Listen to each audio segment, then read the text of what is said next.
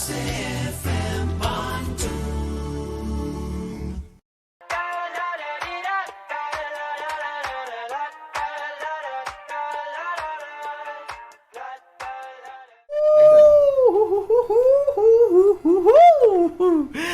lagi barengan sama Ngobardo, ngobrol barengan Dodo di Ngobardo Channel YouTube. Jangan lupa like dan juga subscribe ya buat Anda yang asik nih lagi nyimak gimana caranya untuk menjadi seorang announcer atau penyiar bukan penyair ya.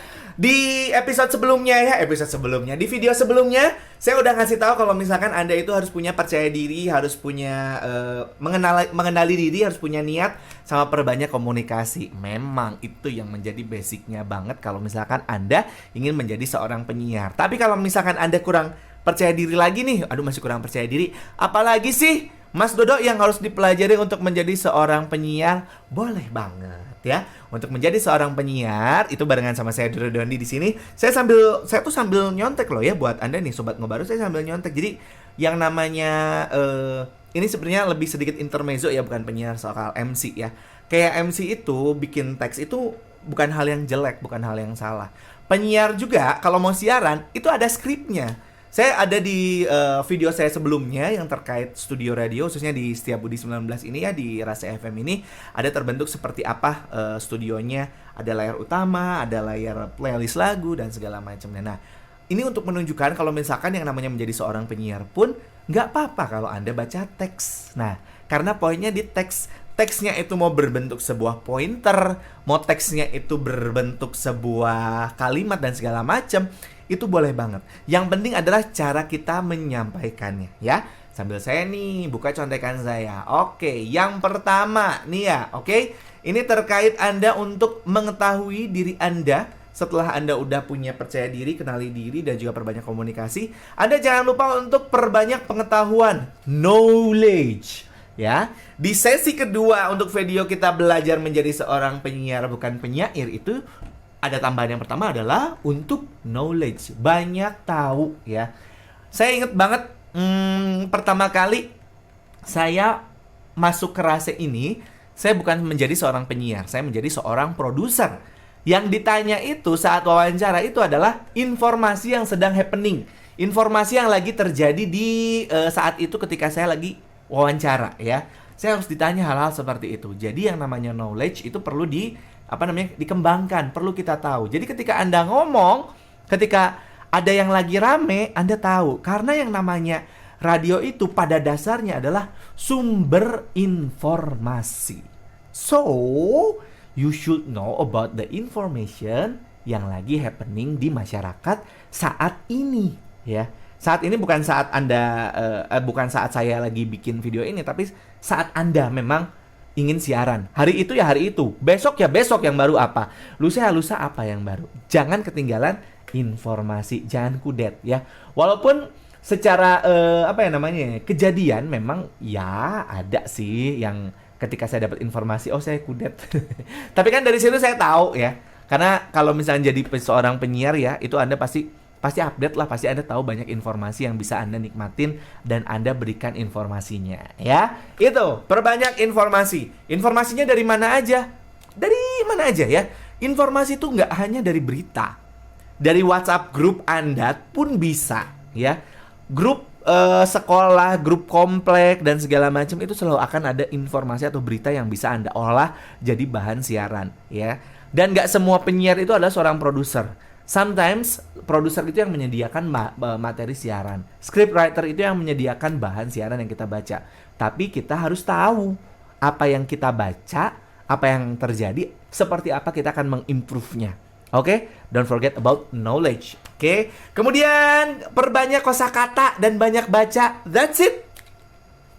Perbanyak kosakata dan banyak baca. Kalau banyak baca ini akan berhubungannya sama tadi yang berita. Itu dia. Tapi kalau misalkan ngomongin kosakata, nah ini akan ada banyak sekali kosakata yang yang mungkin bisa jadi bahan siaran Anda. Contoh yang era sekarang saya membuat video ini yang ramai itu.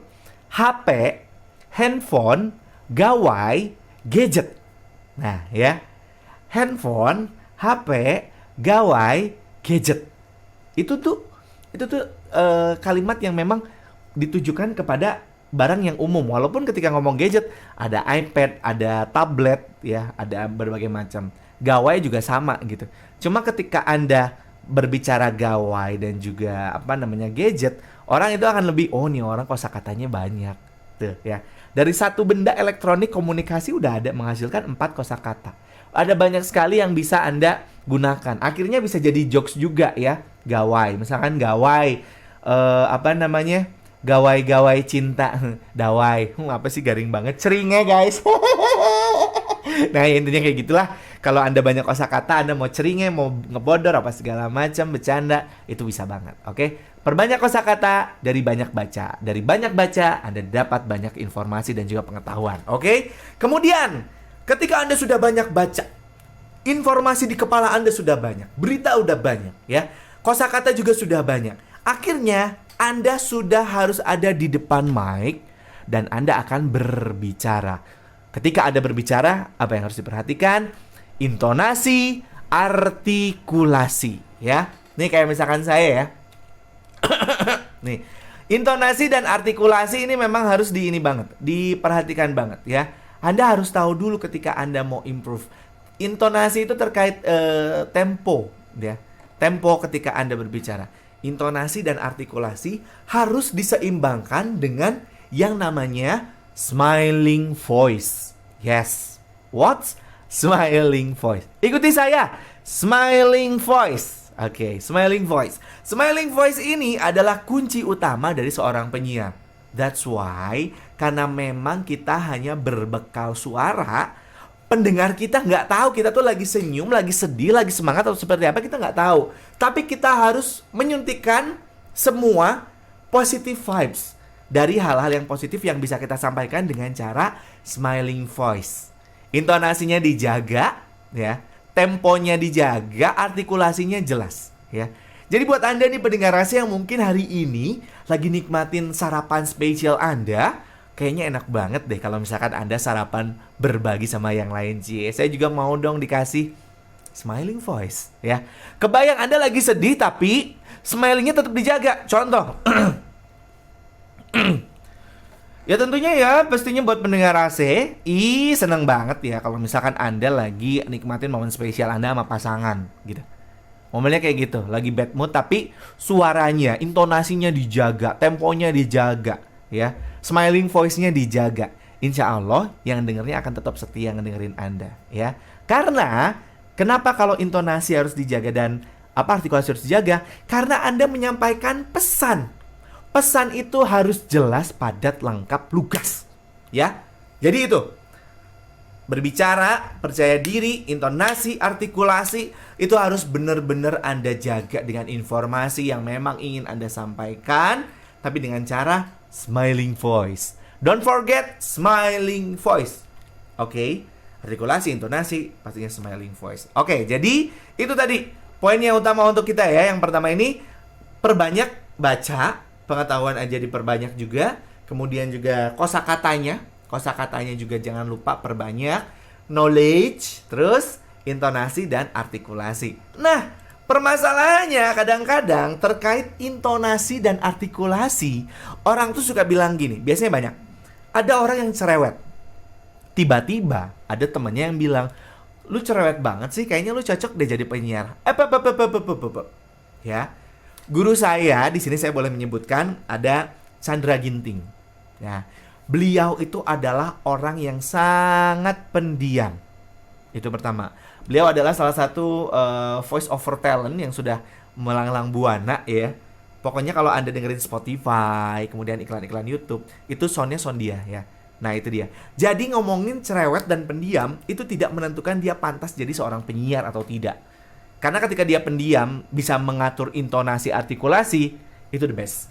Dan ketika dia cerewet, bisa mengatur intonasi dan artikulasi, itu the best juga. Ya, kuncinya intonasi sama artikulasi, bukan dia cerewet atau pendiam. Ya, cerewet belum tentu dia pas atau cocok jadi seorang penyiar. Pendiam bukan berarti dia tidak pantas menjadi seorang penyiar. Intinya kayak gitu ya.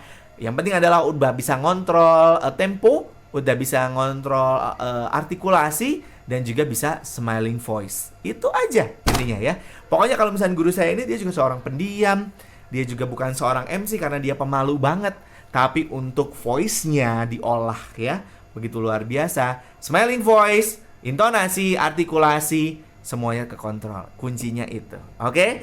Di edisi kedua kita untuk menjadi penyiar bukan penyair ini ya, tentunya tadi udah saya sampaikan, perbanyak pengetahuan, perbanyak kosakata, dan pastinya intonasi, artikulasi, smiling voice. Oke? Tapi kalau Anda masih kurang, Kang Dodo kayaknya masih kurang dong. Ya udah, simak lagi dong ngobardonya. Di edisi selanjutnya, saya bakal kasih tahu kira-kira apa aja nih yang pastinya bakal nambah lagi untuk percaya diri Anda menjadi seorang penyiar. Yang penting like dan juga subscribe. Anda juga boleh komentar terbaik ya, dan juga kritik membangun di Ngobardo, ngobrol bareng Dodo ya, di Ngobardo Channel.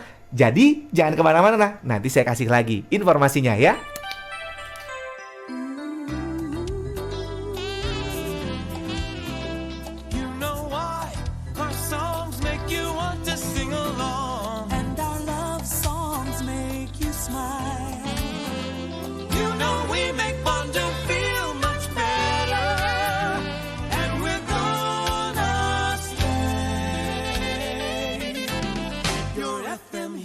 Today,